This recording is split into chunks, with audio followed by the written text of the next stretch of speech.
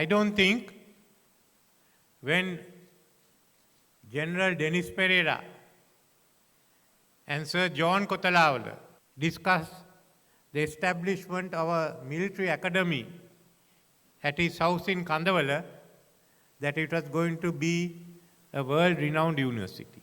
At that time, General Pereira was modernizing the army and he wanted a defense academy for the members of the armed forces to study in Sri Lanka. This was in addition to the military academy which was being planned in Diyatalawa. So it started in a small way. No one anticipated that those who graduated from here going to fight terrorism and finally win the war. I don't think any of them imagined that this was going to be a university, upgraded as a university, taking in not only cadets from the armed forces, but also civilian students. None of them thought, I don't think any of us, I was involved when it started, that we are going to see this distinguished institution that has come up. So, first and foremost, to all those who have completed their studies, I wish you all the best. I congratulate you and wish you a good future. Now you all are going to decide what your future is going to be. Some of you are in the armed forces and will serve there as regular officers. Others are civilians who have graduated from this institution. Now you all have to have thinking of your future. As we say of the young people today, what they are thinking is some words that have been used in a song earlier. Am I to stay or am I to go? That is what is there for everyone to think. I don't blame them for looking out. The experience you have had in the last 2 years is shattering. We in Sri Lanka have never gone through that experience. We come very close to it, but never gone through it. And bankruptcy, shortage of food, riots are certainly not indicators of a country that you would like to live in for the future. So many are wondering, are we to stay or are we to go? In this background, as I said, I can't blame anyone for thinking we want to go. But all of you want a good future. First in your country, and if you can't find in your country, in another country. And the fact that you are thinking of going is also an admission that we, who are responsible for you, had failed in the last few years. After the experience of last year, we are now on the road to stability. It is not an easy road. Going from bankruptcy to stability is certainly not easy. You have to decide what you are going to have and what you are going to give up. You have to come again decide that you are solvent enough, decided not only by you, by your creditors. So we are going through that period. How do we increase our revenue? At the same time, how do we reduce inflation? Those are really two difficult objectives to do at the same time. So there are times when the economy looks good and your pockets are all right, and other times when things become difficult. We have to go through this period. We have to go through this uncertain phase. But as we go along, we are reducing inflation down to a single digit. We are increasing the performance of the economy, that we hope by end of this year, we will no longer be in deficit.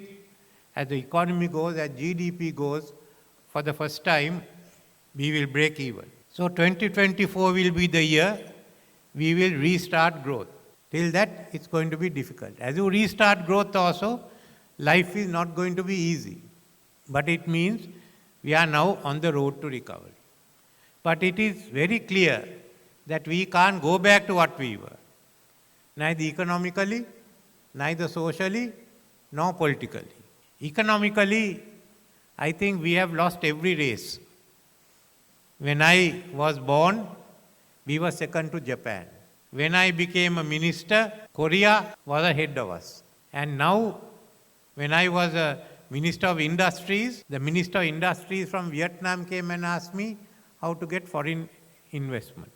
Now I'll have to go and ask him how to get foreign investment. So we have allowed everyone to overtake us.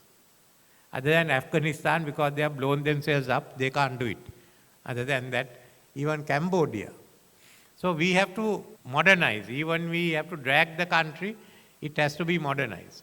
And we have to change our thinking. First, it's like a battle. Only the fittest is going to survive. No one else. So what is our economy?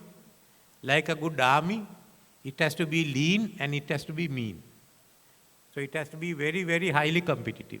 Now if you look around us, there are a large number of countries with large population and people whose education level may be lower than ours.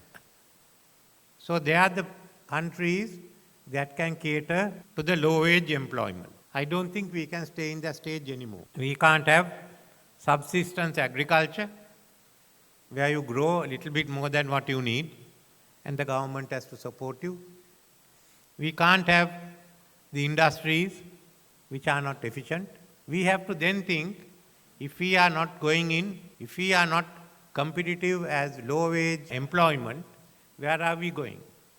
So the best is to take a giant leap and to become competitive, to become advanced. Okay, one end is to have a lot of low-wage employment. Other is to go to the other end and go to high-wage employment. So if you can't go to the bottom end, best is that we reach out to the top, that we have more and more people here, like you all who are qualified, in the new technologies, in AI, in blockchain, genome sequencing, those who are now advanced in modern methods of management, in the modern methods of agriculture. So the first is then we have to turn out a highly educated and a very skilled labor force. If we do that, we can go ahead.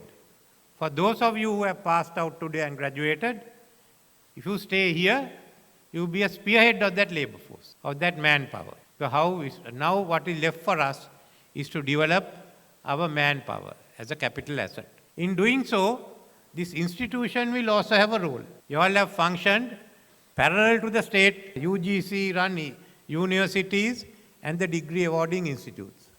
Now we are thinking, let's do away with those differences. Let anyone be a university. You may be under the UGC, you may be outside the UGC. You may be government run, you may be non-government run. You may be not-for-profit, like KDU and the government universities, or you may be running for profit. That's a different matter. What we want is more and more graduates coming out of this country who have all the top technology, all the knowledge that we need. So we are now talking of establishing a few more universities, civilian ones, on the KDU model, on the same. So some of them may be affiliated to KDU. Some may be a campus of the KDU. We have university colleges. There may be universities which will be affiliated to universities outside. So the KDU will also have to have not only campus, but also get used to functioning as affiliated university, having other universities affiliated to you, and helping them to grant degrees. But all this will have to focus on the new technologies. For all those who come there, the government will make financing available, concessional financing available. For everyone who pass out can immediately get a job.